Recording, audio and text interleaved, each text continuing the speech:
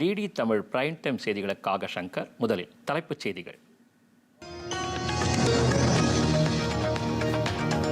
வளர்ச்சியடைந்த பாரதம் என்னும் இலக்கை நோக்கி நாடு வெகு வேகமாக முன்னேறி வருகிறது.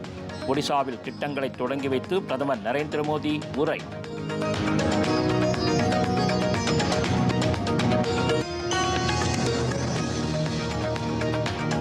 பிரதமர் நரேந்திர மோடிக்கு 74வது பிறந்த நாள். இரத்த தானம், மரம் நடுதல், நலத்திட்ட உதவிகள் வழங்கி கொண்டாட்டம்.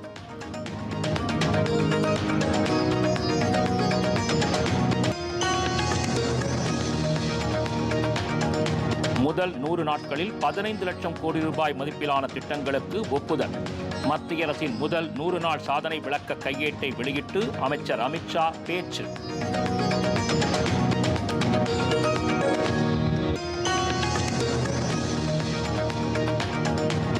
2047ஆம் ஆண்டுக்குள் இந்தியாவை வளர்ச்சியடைந்த நாடாக உருவாக்குவதில் பெண்களின் பங்கு இன்றியமையாதது.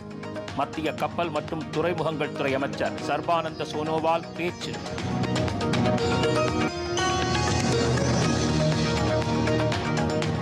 தில்லி முதலமைச்சர் பதவியிலிருந்து அரவிந்த் கெஜ்ரிவால் ராஜினாமா. புதிய முதலமைச்சராக பதவியேற்க உரிமை கோரினார் அதிஷி.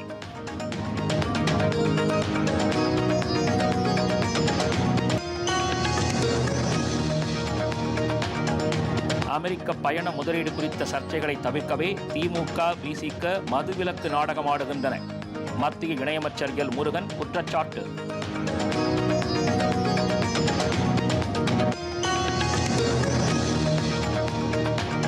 சென்னை நந்தனம் YMCA மைதானத்தில் நடைபெற்று வருகிறது திமுக பவள விழா மற்றும் முப்பெரும் விழா.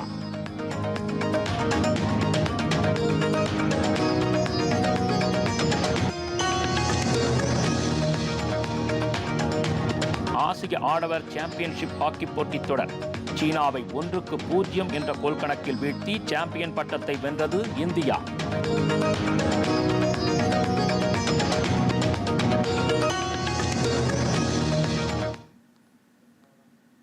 விரிவான செய்திகள். வளர்ச்சியடைந்த பாரதம் என்னும் இலக்கை நோக்கி நாடு வெகு வேகமாக முன்னேறி வருவதாக பிரதமர் நரேந்திர மோடி கூறியுள்ளார். ஒடிசா மாநிலம் புவனேஸ்வரில் நடைபெற்ற பொதுக்கூட்டத்தில் பேசிய அவர், நாட்டின் முன்னேற்றத்தில் பெண்கள், விவசாயிகள், இளைஞர்கள், ஏழை மற்றும் நடுத்தர பிரிவு மக்கள் சம பங்களிப்பை வழங்கி வருவதாக கூறினார். தமது 3வது ஆட்சி காலத்தில் முதல் 100 நாட்கள் இன்று நிறைவடைந்துள்ள நிலையில் ஏராளமான திட்டங்கள் அறிவிக்கப்பட்டுள்ளதாக அவர் தெரிவித்தார். வீடில்லா ஏழைகளுக்கு 3 கோடி உறுதியான வீடுகள், 25,000 கிராமங்களுக்கு உறுதியான சாலைகள், மருத்துவக் கல்லூரிகளில் 75,000 கூடுதல் இடங்கள், அரசு ஊழியர்களுக்கு புதிய ஓய்வூதிய திட்டம் ஆகியவற்றிற்கு ஒப்புதல் வழங்கப்பட்டுள்ளதாக அவர் தெரிவித்தார். நாடு வளர்ச்சியடைவதை தடுத்து நிறுத்த வன்முறையையும் வெறுப்புணர்வையும் தூண்டிவிடும் சக்திகளிடமிருந்து மக்கள் விலகி நிற்க வேண்டும் என்று பிரதமர் கேட்டுக்கொண்டார். केंद्र की एनडीए सरकार के 100 दिन भी हो रहे हैं। इस दौरान गरीब, किसान, नौजवान और नारी शक्ति के सशक्तिकरण के लिए बड़े बड़े फैसले लिए गए हैं। बीते 100 दिन में तय हुआ कि गरीबों के लिए 3 करोड़ पक्के घर बनाएंगे। बीते 100 दिनों में नौजवानों के लिए 2 लाख करोड़ रुपए का पीएम पैकेज घोषित किया गया है।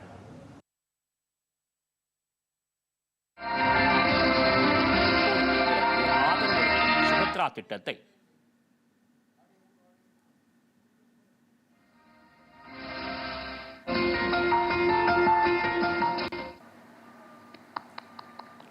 ஒடிசா மாநில அரசின் 1 கோடி பெண்களுக்கு ஆதரவு அளிக்கும் சுபத்ரா திட்டத்தை பிரதமர் தொடங்கி வைத்தார்.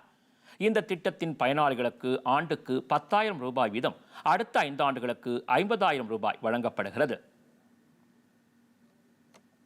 இதேபோன்று 1000 கோடி ரூபாய் மதிப்பிலான தேசிய நெடுஞ்சாலை திட்டங்களுக்கும் அடிக்கல் நாட்டிய பிரதமர் நரேந்திர மோடி 2800 கோடி ரூபாய் மதிப்பிலான முடிவுற்ற திட்டங்களை நாட்டிற்கு அர்ப்பணித்தார்.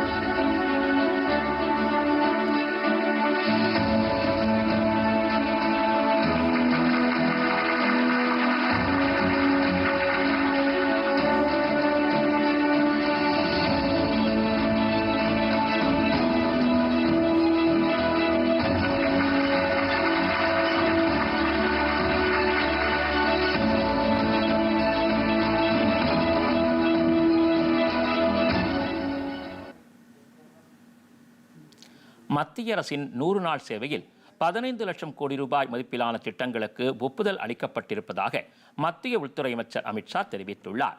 தில்லியில் இன்று காலை நடைபெற்ற நிகழ்ச்சியில் பிரதமர் நரேந்திர மோடி தலைமையிலான மத்திய அரசின் முதல் 100 நாள் சாதனைகளை விளக்கும் கையேட்டை மத்திய அமைச்சர்கள் அமித்ஷா, அஸ்வினி வைஷ்ணவ் ஆகியோர் வெளியிட்டனர்.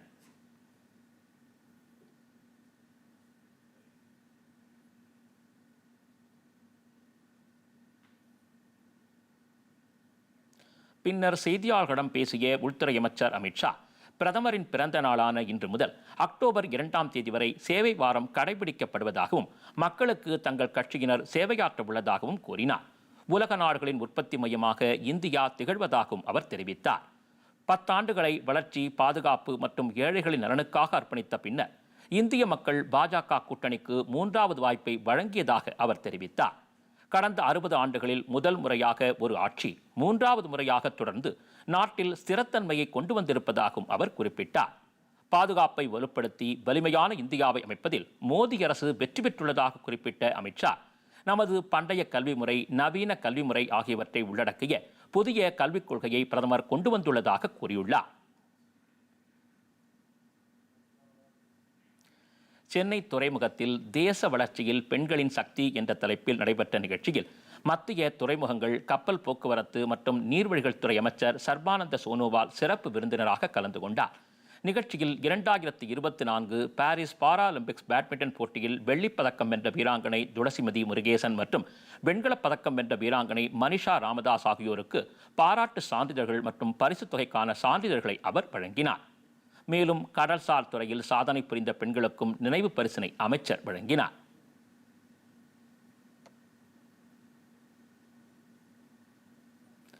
பின்னர் நிகழ்ச்சியில் பேசிய அமைச்சர், கடந்த 10 ஆண்டுகளில் மத்திய அரசு செய்து வரும் பெண்கள் நலத்திட்டங்களை பட்டியலிட்டார். 2047க்குள் இந்தியாவை முழுமையான சுயசார்பு நாடாக மாற்றும் பிரதமரின் தொலைநோக்கு பார்வையில் பெண்களின் பங்களிப்பு இன்றியமையாதது என்று அவர் கூறினார். பெண்கள் ஒவ்வொரு துறையிலும் காட்டி வரும் சாதனைகள் அளப்பரியது என்றும் சமூக முன்னேற்றத்தில் பெண்களின் பங்கு மிகப்பெரியது என்றும் அமைச்சர் தெரிவித்தார்.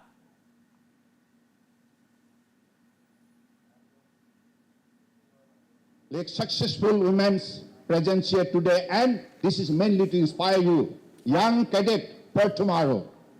Are you ready to accept their appeal with heart and soul? Tell me. Yes, you must stand up, because by applying their devoted effort, dedicated effort, committed effort, hard work, discipline, character, they have achieved their great in their life. But now it is your turn. இந்நிகழ்ச்சியில் துறை செயலாளர் TK Ramachandran, Chennai துறைமுக ஆணையத்தின் தலைவர் சுனில் பாலிவால், இந்திய கடல்சார் பல்கலைக்கழகத்தின் துணைவேந்தர் மாலினி வி சங்கர், துறைமுகத்தைச் சேர்ந்த அதிகாரிகள் மற்றும் மாணவியர் உள்ளிட்ட பலர் கலந்து கொண்டனர்.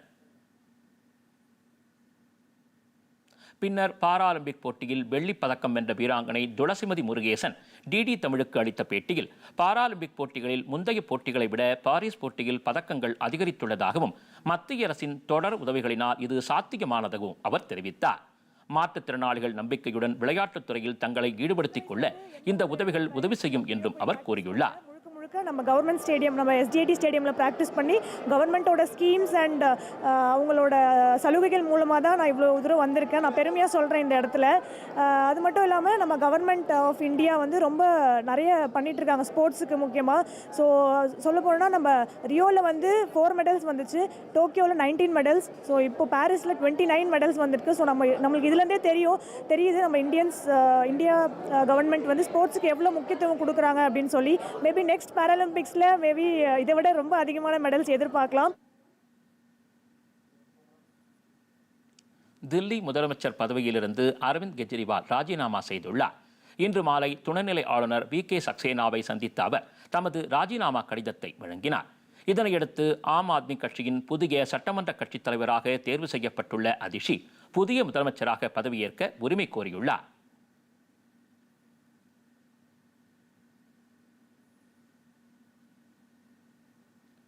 முன்னதாக தில்லியில் இன்று நடைபெற்ற ஆம் ஆத்மி கட்சியின் சட்டப்பேரவை உறுப்பினர்கள் கூட்டத்தில் புதிய தலைவராக அதிஷி ஒருமனதாக தேர்வு செய்யப்பட்டார். கெஜ்ரிவால் அமைச்சரவையில் கல்வி, பொதுப்பணித்துறை உள்ளிட்ட பல பொறுப்புகளை அதிஷி வகித்து வந்தார். ஆக்ஸ்போர்ட் பல்கலைக்கழக முன்னாள் மாணவரான அதிஷி கல்காஜி தொகுதியின் எம்எல்ஏ ஆவார். மதுபான கொள்கை வழக்கில் துணை முதலமைச்சராக இருந்த மணீஷ் சிசோடியா கைது செய்யப்பட்ட பிறகு அதிஷி அமைச்சராக பதவியேற்றார். சிசோடியாவும் கெஜ்ரிவாலும் சிறையில் இருந்தபோது கட்சியின் முகமாக வெளிப்பட்டவர் அதிஷி என்பது குறிப்பிடத்தக்கது.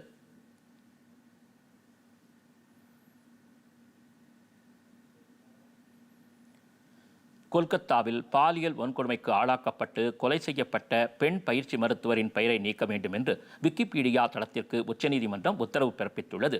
இந்த வழக்கை தாமாக முன்வந்து விசாரணையின் போது தலைமை நீதிபதி சந்திரசூட் தலைமையிலான 3 நீதிபதிகள் அமர்வு இந்த உத்தரவினை பிறப்பித்தது.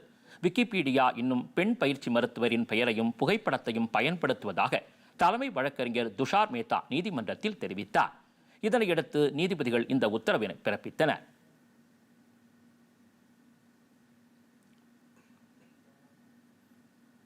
ஜம்மு காஷ்மீர் சட்டப்பேரவையின் முதற்கட்ட தேர்தல் நாளை நடைபெறவுள்ள நிலையில் அதற்கான ஏற்பாடுகள் இறுதிக்கட்டத்தை எட்டியுள்ளன. 7 மாவட்டங்களில் உள்ள 24 சட்டப்பேரவை தொகுதிகளில் நாளை முதற்கட்ட தேர்தல் நடைபெறவுள்ளது. இந்த தொகுதிகளில் கட்சிகளின் பிரச்சாரம் நேற்று மாலையோடு முடிவடைந்தது. தேர்தல் நடைபெறவுள்ள தோடா, கிஷ்ட்வார், ராம்பன், அனந்த்நாக், புல்வாமா, குல்காம் மற்றும் ஷோபியான் மாவட்டங்களில் பலத்த பாதுகாப்பு ஏற்பாடுகள் செய்யப்பட்டுள்ளன. வாக்குப்பதிவிற்கு தேவையான மின்னணு வாக்குப்பதிவு இயந்திரங்கள் வாக்குச்சாவடிகளுக்கு கொண்டு செல்லப்பட்டு அனைத்து ஏற்பாடுகளும் தயார் நிலையில் இருப்பதாக தேர்தல் ஆணையம் தெரிவித்துள்ளது. ஜம்மு காஷ்மீரில் 2ஆம் கட்ட வாக்குப்பதிவு வரும் 25ஆம் தேதியும் 3ஆம் கட்ட வாக்குப்பதிவு அக்டோபர் 1ஆம் தேதியும் நடைபெறவுள்ளது. அக்டோபர் 8ஆம் தேதி வாக்கு எண்ணிக்கை நடைபெறவுள்ளது.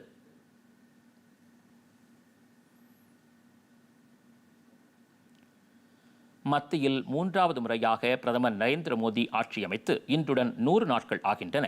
மத்திய அரசின் முதல் 100 நாட்கள் வளர்ச்சியடைந்த பாரதம் 2047 என்பதற்கு வலுவான அடித்தளத்தை அமைத்துள்ளன. இந்த 100 நாட்களில் நரேந்திர மோடி தலைமையிலான மத்திய அரசு பல மகத்தான முடிவுகளை மேற்கொண்டதோடு 16 லட்சம் கோடி ரூபாய் மதிப்பிலான மாபெரும் முதலீடுகளையும் செய்துள்ளது.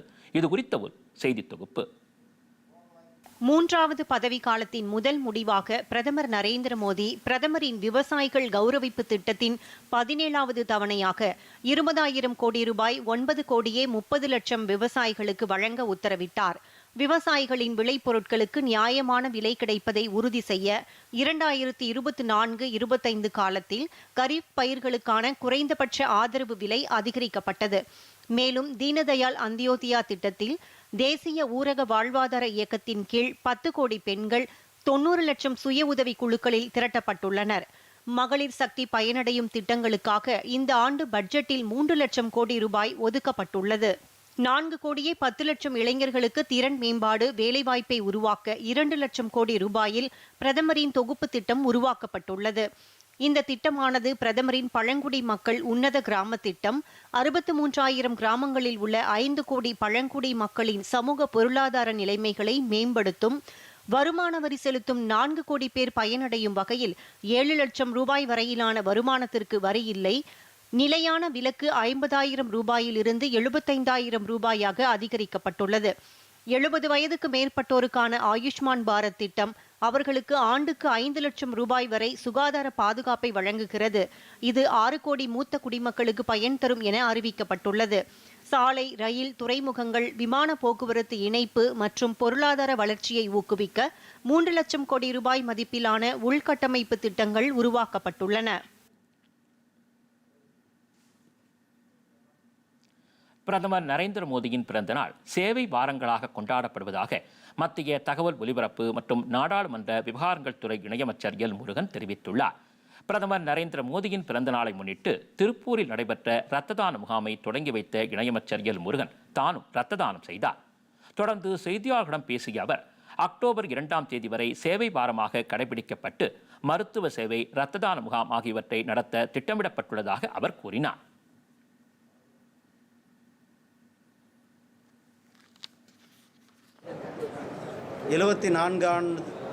நான்காம் ஆண்டு பிறந்த தினத்தை குறிக்கும் விதமாக 74 பேர் இன்றைக்கு இங்கு இரத்த தானம் கொடுக்க இருக்கிறார்கள். அதில் நான் வழக்கமாக பிளட் டோனர், நானும் இன்றைக்கு இரத்த தானம் கொடுத்து இன்றைக்கு இந்த இரத்த தான முகாமை தொடங்கி இருக்கின்றோம்.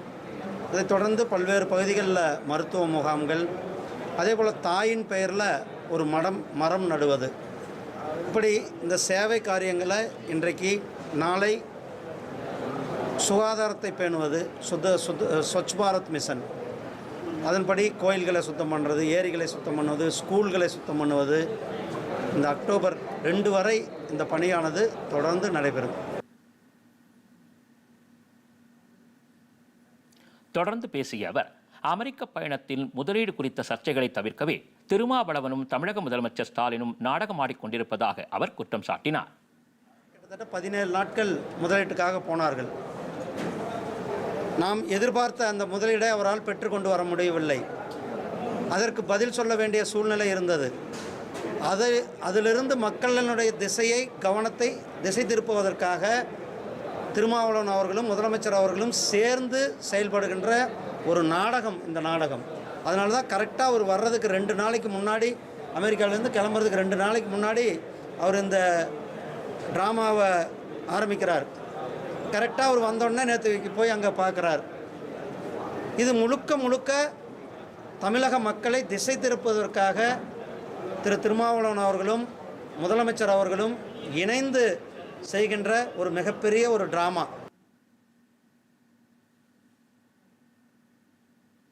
சர்வதேச நிலையை பொறுத்தே பெட்ரோல் டீசல் விலை நிர்ணயம் செய்யப்படும் என்றும் அவர் கூறினார். தொடர்ந்து கோவை மாவட்டம் மேட்டுப்பாளையத்தில் நடைபெற்ற மருத்துவம் மற்றும் கண் பரிசோதனை முகாமை இணையமைச்சர் தொடங்கி வைத்தார். மேலும் பாஜக உறுப்பினர்களுக்கு புதுப்பிக்கப்பட்ட உறுப்பினர் அட்டைகளை வழங்கியதோடு புதிதாக பாஜகவில் இணைந்த பிரமுகர்களுக்கு இணைய வழியில் உறுப்பினர் பதிவையும் அவர் தொடங்கி வைத்தார். இதனையடுத்து பிஏபி நகர் பகுதியில் உள்ள ஐஸ்வர்ய கணபதி ஆலய வளாகத்தில் பிரதமர் நரேந்திர மோடியின் தாயார் பெயரில் மரக்கன்றினை அவர் நட்டு வைத்தார். மேலும் மேட்டுப்பாளையத்தில் உள்ள தனது முகாம் அலுவலகம் அருகே குழந்தையுடன் இணையமைச்சர் எல் முருகன் செல்ஃபி எடுத்துக் கொண்டார்.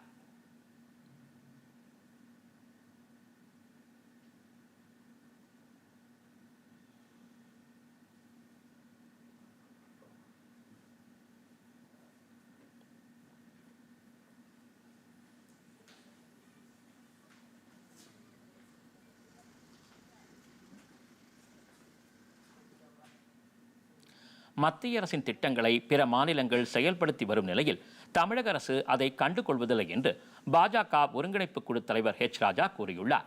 கோவையில் செய்தியாளர்களிடம் பேசிய அவர், மோடி அரசு 3வது முறையாக பொறுப்பேற்று முதல் 100 நாளில் 15 லட்சம் கோடி மதிப்பிலான திட்டங்கள் தொடங்கி வைக்கப்பட்டுள்ளதாக கூறினார். தமிழகத்தில் பாஜக உறுப்பினர்கள் சேர்க்கை நடைபெற்று வருவதாகவும் தற்போது 31 லட்சம் உறுப்பினர்கள் உள்ள நிலையில் 1 கோடி உறுப்பினர்களை சேர்க்க இலக்கு நிர்ணயம் செய்யப்பட்டுள்ளதாகவும் அவர் கூறினார்.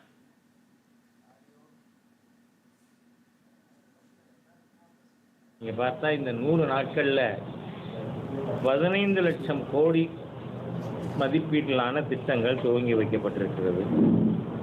வருகின்ற அக்டோபர் 15க்குள் ஏற்கனவே இருக்கின்ற உறுப்பினர்கள் புதுப்பித்தல், உறுப்பினர் காலத்தை புதிய உறுப்பினர்கள் சேர்த்தல், இந்த பணி நடந்து கொண்டிருக்கிறது. பிரதமர் நரேந்திர மோடியின் பிறந்த நாளை முன்னிட்டு ராம்நகர் பகுதியில் பாஜகவின் சார்பில் இரத்த தான முகாமை சட்டமன்ற உறுப்பினர் வானதி ஸ்ரீனிவாசன் தொடங்கி வைத்தார். இந்த நிகழ்ச்சியில் ஹெச் ராஜா கலந்து கொண்டு முகாமை பார்வையிட்டார். செய்தியாளர்களிடம் பேசிய வானதி ஸ்ரீனிவாசன், பிரதமரின் பிறந்த நாளையொட்டி அக்டோபர் 2ஆம் தேதி வரை பல்வேறு நலத்திட்டங்களை செயல்படுத்த உள்ளதாக கூறினார். இந்தியாவை வல்லரசு நாடாக மாற்றுவதற்கு பிரதமர் நரேந்திர மோடி நீண்ட காலம் ஆரோக்கியத்துடன் இருக்க வேண்டும் என்று இறைவனை பிரார்த்திப்பதாக அவர் தெரிவித்தார். தெரிவித்துக் கொள்வதில் கோவை தெற்கு சட்டமன்ற தொகுதியினுடைய நிர்வாகிகள் நாங்கள் மகிழ்வடைகிறோம். அவர் நீண்ட காலம் ஆரோக்கியத்துடன் இந்த நாட்டை வல்லரசு நாடாக மாற்றுவதற்கு அவர் நன்றாக இருப்பதற்காக இறைவனை பிரார்த்தித்துக் கொள்கிறோம். அக்டோபர் 2ஆம் தேதி வரை 2 வார காலம். ஏனென்றால் ஒவ்வொரு வருடமே அவருடைய பிறந்த தினத்தை முன்னிட்டு 15 நாட்கள் சேவை வாரங்கள் அப்படின்னு நாங்கள் பாரதிய ஜனதா கட்சியில் அதை செலிப்ரேட் பண்ணுறோம். பல்வேறு வகையான நலத்திட்டங்கள், அரசாங்கத்தினுடைய திட்டங்கள், தூய்மை இந்தியா திட்டம், இந்த மாதிரி பல்வேறு விஷயங்களை முன்னெடுப்போம்.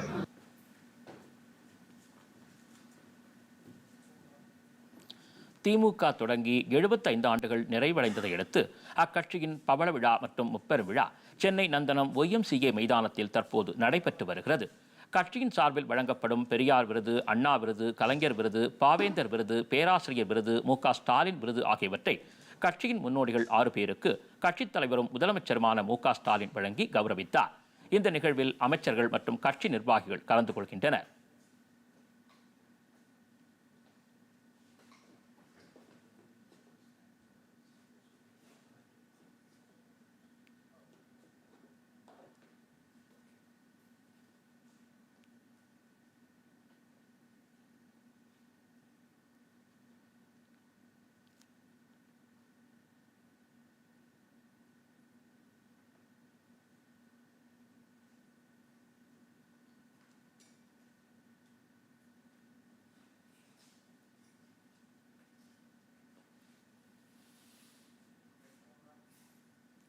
பிரதமர் நரேந்திர மோடியின் 74வது பிறந்த நாளை முன்னிட்டு ஒவ்வொரு நிர்வாகியும் 74 உறுப்பினர்களை சேர்க்கும் பணி தொடங்கியுள்ளதாக பாஜக மூத்த தலைவர் தமிழிசை சவுந்தரராஜன் தெரிவித்துள்ளார். பாஜக தலைமை அலுவலகமான கமலாலயத்தில் பிரதமரின் பிறந்த நாளை கொண்டாடிய பிறகு செய்தியாளர்களிடம் பேசிய அவர், உலகத்திலேயே சிறந்த துறைமுகமாக தூத்துக்குடி துறைமுகத்தை மத்திய அரசு உருவாக்கியுள்ளது என்று கூறினார். ஆனால் மத்திய அரசு தமிழகத்திற்கு பாரபட்சம் காட்டுவதாக தமிழக அரசு தவறான தகவல்களை பரப்பி வருவதாக குறை கூறி வருவதாகவும் அவர் தெரிவித்தார். சிறுத்தை போல இருந்த திருமாவளவன் முதலமைச்சரை சந்தித்த பிறகு சிறுத்து போயிருப்பதாக அவர் கூறினார். திருமாவளவனின் மதுவிலக்கு மாநாட்டால் எந்த மாற்றமும் ஏற்பட போவதில்லை என்று தமிழிசை சவுந்தரராஜன் தெரிவித்தார். நமது தூத்துக்குடி வ.உ. சிதம்பரனார் துறைமுகத்திற்கு சரக்கு பெட்டகம், சரக்கு துறைமுகம் 473 கோடி ரூபாயில் ஏறக்குறைய 7,000 கோடி ஒட்டுமொத்த முதலீட்டில் ஆரம்பிக்கப்பட்டிருக்கிறது. தமிழ்நாட்டிற்கு நமது பாரத பிரதமர் அவர்கள் அதை அளித்தார்கள். இந்த 5 ட்ரில்லியன் எக்கானமியை நாம் அடையும் பொழுது அதில் தூத்துக்குடி துறைமுகத்தின் பங்கும் இருக்கும், அதில் தமிழகத்தின் பங்கும் இருக்கும் என்று இவ்வளவு தெளிவாக சொன்ன பின்பும் அதில் தமிழக முதலமைச்சரோ அங்கே உள்ள பாராளுமன்ற உறுப்பினர் கனிமொழி கூட தனது ட்விட்டர் பதிவில் பாரத பிரதமருக்கு ஒரு நன்றியை அவர் தெரிவிக்கவில்லை.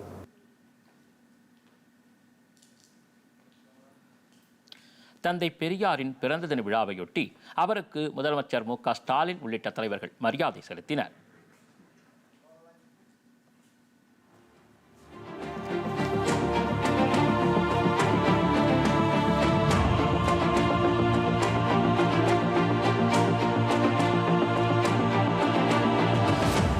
திராவிட இயக்கத்தின் தந்தை என்றும் பெரியார் என்றும் அழைக்கப்படும் ஈவே ராமசாமி பகுத்தறிவு, சுயமரியாதை, சமத்துவம், பெண் கல்வி, சாதி ஒழிப்பு உள்ளிட்ட கொள்கைகளை முன்னிறுத்திய பெருமைக்குரிய சமூக சீர்திருத்தவாதி ஆவார். அவரது 146வது பிறந்தநாள் விழா இன்று கொண்டாடப்படுகிறது. இதையொட்டி சென்னை அண்ணா சாலையில் உள்ள பெரியார் சிலையின் கீழ் வைக்கப்பட்டிருந்த திருவுருவப் படத்திற்கு முதலமைச்சர் மு.க. ஸ்டாலின், அமைச்சர்கள் உதயநிதி ஸ்டாலின், துரைமுருகன், பொன்முடி உள்ளிட்ட பலர் மலர்தூவி மரியாதை செலுத்தினர். சேலத்தில் உள்ள அவரது திருவுருவச் சிலைக்கு எதிர்க்கட்சித் தலைவரும் அஇஅதிமுக பொதுச் செயலாளருமான எடப்பாடி பழனிசாமி மற்றும் அஇஅதிமுக நிர்வாகிகள் மாலை அணிவித்து மரியாதை செலுத்தினர். புதுச்சேரி அரசு சார்பில் தந்தை பெரியார் பிறந்தநாள் விழா இன்று கொண்டாடப்பட்டது. இதனையொட்டி முதலமைச்சர் ரங்கசாமி, பொதுப்பணித்துறை அமைச்சர் லட்சுமி நாராயணன் உள்ளிட்ட அமைச்சர்கள், சட்டமன்ற உறுப்பினர்கள் மாலை அணிவித்து மரியாதை செலுத்தினர். திண்டிவனத்தை அடுத்த தைலாபுரம் தோட்டத்தில் அமைந்துள்ள பெரியாரின் உருவச்சிலைக்கு பாமக நிறுவனர் ராமதாஸ், பாமக தலைவர் அன்புமணி ராமதாஸ் ஆகியோர் மாலை அணிவித்து மரியாதை செலுத்தினர். சென்னை அண்ணா சாலையில் உள்ள பெரியாரின் சிலையின் கீழ் வைக்கப்பட்டிருந்த திருவுருவப் படத்திற்கு தமிழக காங்கிரஸ் கமிட்டி தலைவர் செல்வ பெருந்தகை, மார்க்சிஸ்ட் கம்யூனிஸ்ட் கட்சியின் மாநில செயலாளர் பாலகிருஷ்ணன், விடுதலை சிறுத்தைகள் கட்சி தலைவர் தொல் திருமாவளவன் ஆகியோரும் மரியாதை செலுத்தினர்.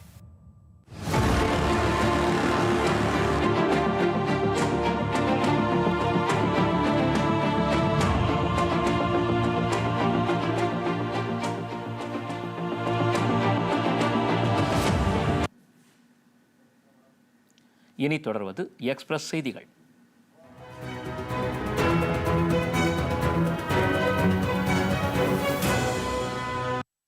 பேரிடர் மேலாண்மை குறித்த 2 நாள் கூட்டுப் பயிற்சி நாளை தொடங்க உள்ளது. இதுகுறித்து சென்னை தீவுத்திடலில் செய்தியாளர்களை சந்தித்த தேசிய பேரிடர் மேலாண்மை ஆணையத்தின் உறுப்பினர் சையத் அதா ஹஸ்னைன், பேரிடர் தொடர்பாக நடைபெறவுள்ள இந்த கூட்டுப் பயிற்சியில் இராணுவம், கடற்படை, விமானப்படை, தேசிய பேரிடர் மீட்புப் படை, மாநில பேரிடர் மேலாண்மை ஆணையம் உள்ளிட்ட 35 முகமைகள் இதில் பங்கேற்க உள்ளதாக தெரிவித்தார். சமீபத்திய பேரிடர் நிகழ்வுகளில் இருந்து கற்றுக்கொண்ட அனுபவங்களை பகிர்ந்து கொள்ள இது ஒரு வாய்ப்பாக அமையும் என்று கூறினார். இந்த நிகழ்வின் போது தேசிய பேரிடர் மேலாண்மை ஆணையத்தின் ஆலோசகர்கள் KP சிங், SK ஷாஹி மற்றும் பாதுகாப்பு அமைச்சகத்தின் செய்தித் தொடர்பாளர் ஜெயசிங் ஆகியோர் உடனிருந்தனர். தெற்கு ரயில்வே சென்னை கோட்டத்தின் சார்பில் நடைபெற்ற தூய்மையே சேவை நிகழ்வை சென்னை MGR சென்ட்ரல் ரயில் நிலையத்தில் கோட்ட மேலாளர் விஸ்வநாத் ஈரியா தொடங்கி வைத்தார். இந்நிகழ்வில் ரயில்வே அதிகாரிகள், பணியாளர்கள் அனைவரும் தூய்மை உறுதிமொழியை ஏற்றுக்கொண்டனர். தொடர்ந்து தூய்மை பணியாளர்கள் பேரணியை கோட்ட மேலாளர் தொடங்கி வைத்தார். இந்த நிகழ்வில் கூடுதல் கோட்ட மேலாளர்கள் தேஜ் பிரதாப் சிங், அன்ஹூர் ஹவுகான் மற்றும் மூத்த அதிகாரிகள் கலந்து கொண்டனர். வெளிநாடுகளில் உள்ள இந்திய தூதரகங்கள் மற்றும் பண்பாட்டு மையங்களில் தமிழாசிரியர்களாக பணியாற்ற ஹிந்தி மற்றும் சமஸ்கிருதம் மொழியறிவு விரும்பத்தக்க தகுதி என்ற நிபந்தனையை வெளியுறவு அமைச்சகம் திரும்பப் பெற வேண்டும் என பாமக நிறுவனர் ராமதாஸ் வலியுறுத்தியுள்ளார். இதுகுறித்து அவர் வெளியிட்டுள்ள அறிக்கையில், வெளிநாடுகளில் தமிழாசிரியராக பணிபுரிய வேண்டுமென்றால் தமிழ் மற்றும் ஆங்கில மொழியே போதுமானதாக இருக்கையில் எவ்வித தொடர்புமே இல்லாத இந்தி, சமஸ்கிருதத்தை தகுதியாக வைத்திருப்பது நியாயமானது அல்ல என்று கூறியுள்ளார். தமிழ்நாடு அரசு சமூக நலன் மற்றும் மகளிர் உரிமைத்துறை உயர்கல்வியை தொடர விரும்பும் திருநங்கைகளுக்கு கல்விக் கட்டணம், விடுதிக் கட்டணம் ஆகிய அனைத்து கல்விச் செலவுகளையும் அரசே ஏற்கும் என்று தெரிவித்துள்ளது. தமிழ்நாடு திருநங்கைகள் நலவாரியத்தின் மூலம் வழங்கப்படும் அடையாள அட்டை வைத்திருக்கும் அனைத்து திருநங்கைகள், திருநம்பிகள் வருமான உச்சவரம்பின்றி பிற உதவித்தொகை ஏதேனும் பெற்று வந்தாலும் இந்த திட்டத்தின் கீழ் பயன் பெறலாம். தொழிற்கல்வி, பட்டயம், பொறியியல், மருத்துவம், சட்டம், முதுகலை, முனைவர் ஆகிய உயர்கல்வி படிப்புக்கு தமிழ்நாடு திருநங்கைகள் நலவாரியத்தில் விண்ணப்பித்து பயனடைமாறு சென்னை மாவட்ட ஆட்சியர் தெரிவித்துள்ளார். மயிலாடுதுறை மாவட்டம் சீர்காழி அருகே திருவெண்காடு கிராமத்தில் தேவார பாடல் பெற்ற பிரம்ம வித்யாம்பிகை சமேத ஸ்வேதாரண்யேஸ்வர சுவாமி கோவிலில் புரட்டாசி மாத பிறப்பை முன்னிட்டு சுவாமி அம்பாள் தீர்த்தக்கரையில் எழுந்துள்ள அஸ்திரதேவருக்கு சிறப்பு அபிஷேக ஆராதனைகள் நடைபெற்றன. தொடர்ந்து அஸ்திரதேவர் 3 தீர்த்த குளங்களிலும் தீர்த்தமளிக்கும் தீர்த்தவார நிகழ்ச்சியும் நடைபெற்றது. இந்த நிகழ்வின் போது திரளான பக்தர்கள் தீர்த்த குளங்களில் நீராடி வழிபட்டனர். மதுரை கூடல் நகர் சமயநல்லூர் இடையே பராமரிப்பு பணிகள் நடைபெறுவதால் ஈரோடு செங்கோட்டை ரயில் செப்டம்பர் 18 முதல் அக்டோபர் 7ஆம் தேதி வரையும், செங்கோட்டை ஈரோடு ரயில் செப்டம்பர் 19 முதல் அக்டோபர் 8ஆம் தேதி வரையும், திண்டுக்கல் செங்கோட்டை இடையே பகுதியாக ரத்து செய்யப்பட்டுள்ளது. இதேபோல செங்கோட்டை மயிலாடுதுறை, குருவாயூர் சென்னை, எழும்பூர் ரயில் விருதுநகர், மானாமதுரை, காரைக்குடி வழியாக இயக்கப்பட உள்ளது.